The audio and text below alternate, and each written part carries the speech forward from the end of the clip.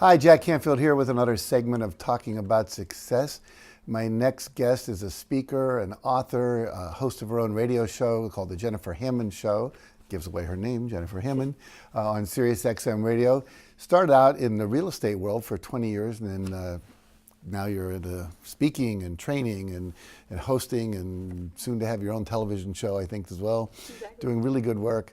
You have a recent project you're working on, which has to do with helping veterans. And I want to talk about, let's start with that and talk about why you got into this. What's your personal connection? What's the passion? What's the why behind your story? So, like many other people, unfortunately, my mother was an alcoholic and she was a drug addict. And when I was growing up, she would leave for long periods of time. And when I was trying to complete high school, I needed to have a little bit of stability in my life. And there was a wonderful family that actually adopted me when I was in high school, and they were a military family. So I lived on the base, and it took a lot of time for them to actually get permission for me to live on the base. And I would not have graduated high school, nor gone on for a bachelor's and a master's if it hadn't been for that military family. Mm-hmm. After that, I finally reconnected with my father when I was in college, and I found out that my grandfather and my great-grandfather went to West Point and had 30-year careers. Both of them had 30-year careers in the Army. And you didn't know that? I didn't know that. Interesting. Isn't that funny? It is funny. So now you recently interviewed 7 congressmen for 2 hours in the Capitol in the Veterans Affairs Committee about these kinds of issues for Sirius XM Radio. Tell us about that. That must have been interesting. It was very interesting because we had Republicans and Democrats, and they were all sitting around the same table, which was tough, just to even get them all to agree to be in the same room, interviewing at the same time. And we went around the room, and it was fascinating because one of the things I had them do is I asked them if they felt like they were okay doing this, to share a personal story about why they had spent years helping veterans. And some of them, like Congresswoman Corrine Brown, had been on the committee for 24 years helping veterans, and she was very passionate about it.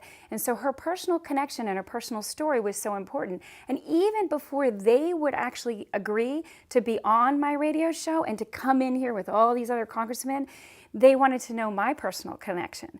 So it was funny. So I said, so let's reverse this. Now I want you to tell your stories. So that's how we started.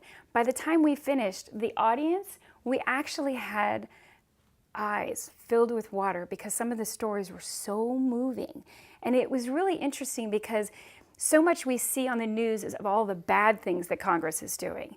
And yet it was interesting to hear from the horse's mouth, so to speak, how much they're passionate about trying to find a solution to help veterans. As you were talking before you said that, I was thinking of all the things I've seen on television where they're in the committee rooms and they're arguing with each other and interrupting each other and saying, the lawyers are reaching over, don't talk about that, And so to hear that and the people were teared up, that's beautiful. You brought heart and soul into the Capitol for a day. Good for you. Good for you. Now you've written a book of 101 resources for veterans. Yeah. Talk about that book and what are some of the resources you're going to share with them? So it's really exciting because one of the things that I found is that so many veterans don't know about all the resources that are available to them. And as you know, my background is in real estate, and I was fascinated by looking at how many veterans don't even know that there's a VA loan. And with a VA loan, that's 100% financing. They don't even have to put money down to be able to get a mortgage.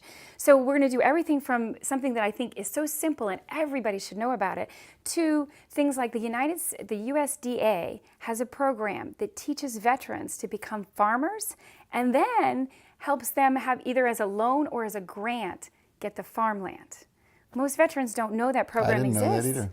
And if that money isn't used, and this was part of interviewing the congressman, they said, do you realize that if that money isn't used, just like there's a housing voucher for veterans, so a landlord could do an entire housing complex just for veterans and get this amazing subsidy for veterans if they have veterans in there. But if that money isn't used, it's given back every year.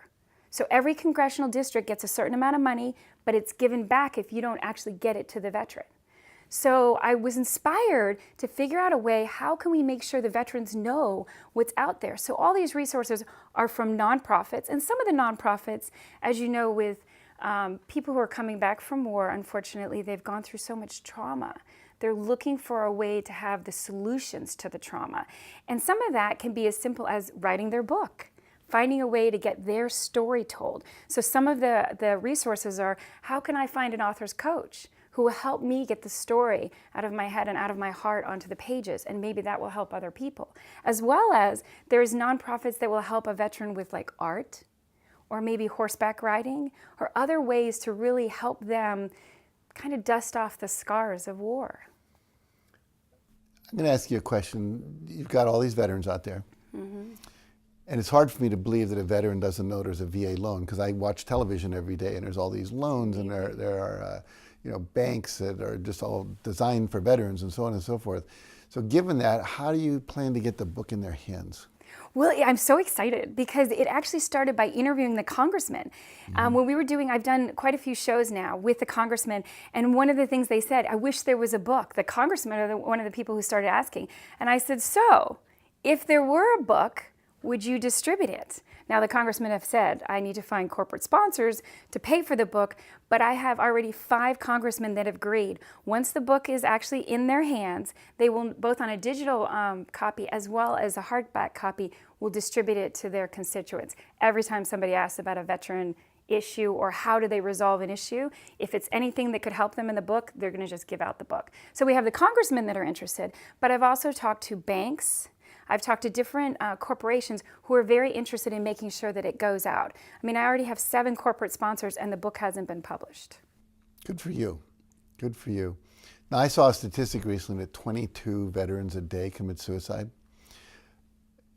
That's a negative thing. We know that a lot of the homeless people are veterans, a lot of the depression, the alcoholism.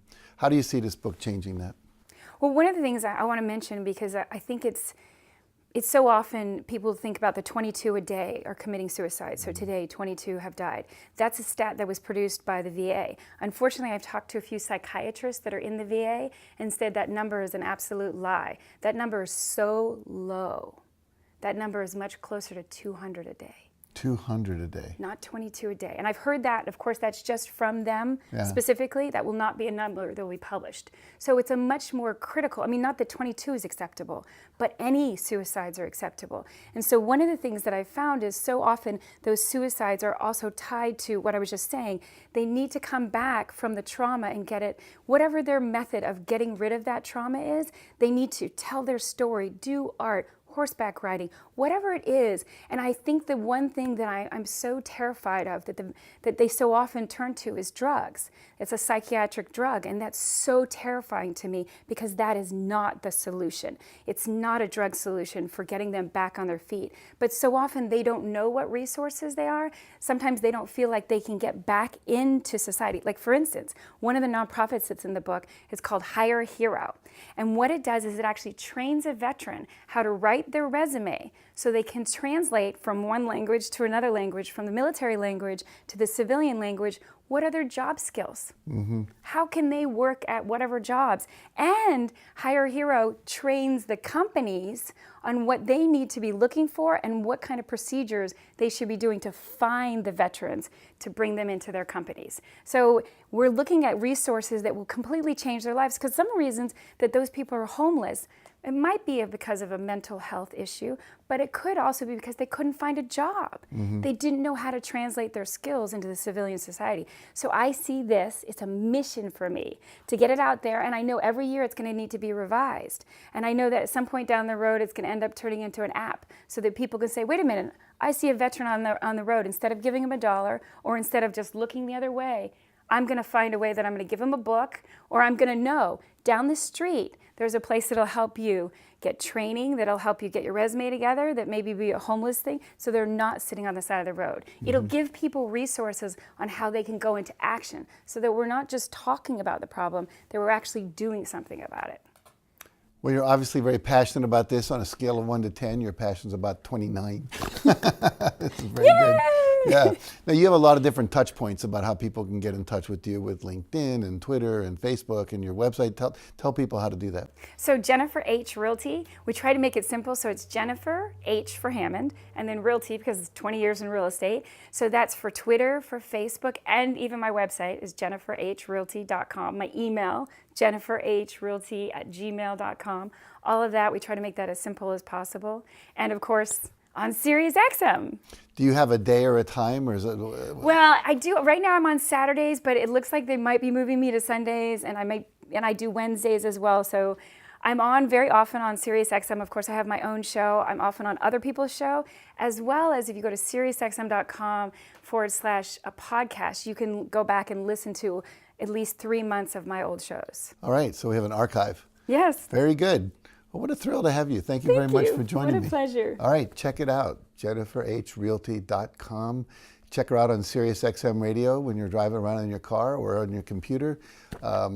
You're wonderful. You get great energy. I'm so happy you're helping the veterans. It's a very underappreciated and under-supported segment of our culture, people who've sacrificed a lot of their lives to support us. So thank you very much. Thank you. All right. Wish we had more time. Unfortunately, we don't. You stay tuned. We will be back after this message with another guest.